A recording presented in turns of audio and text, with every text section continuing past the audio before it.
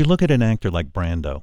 At Yeah. the end of his career, it was almost like they were feeding him the lines through, like, I don't know. He was doing that on The Bounty. Right. He's gotten so much fame and so much attention for something that he considers to be way less work than doing a play, you know? Right.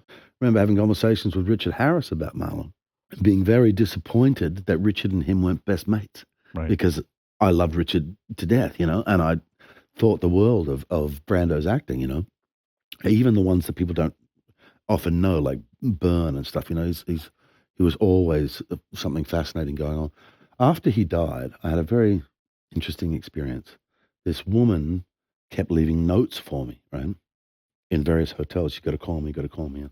And I asked I just happened to be talking to a couple of my reps, and one of them was like, I know her. I look after her stuff. She's Johnny Carson's ex.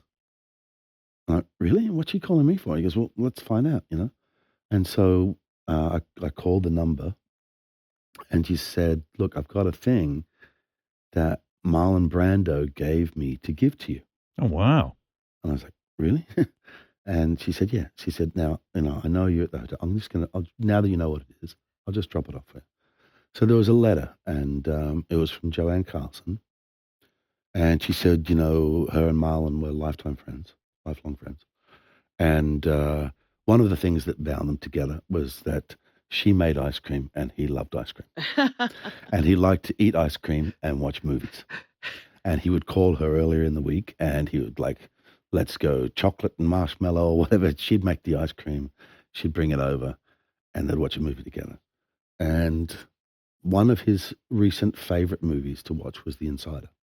And I think she estimated he'd watched it 6 or 7 times, And they were having a conversation one day, and he picked up a book from the bookshelf in his office, and he said, when I die, take this book to Russell Crowe.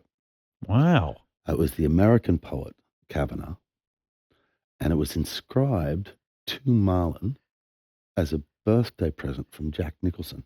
Wow. In the early 70s. Wow. So and it was just wrapped in yellow paper. And I still have it, and I still have the yellow paper. So he loved you in that performance so much that he wanted to leave you something. Yeah.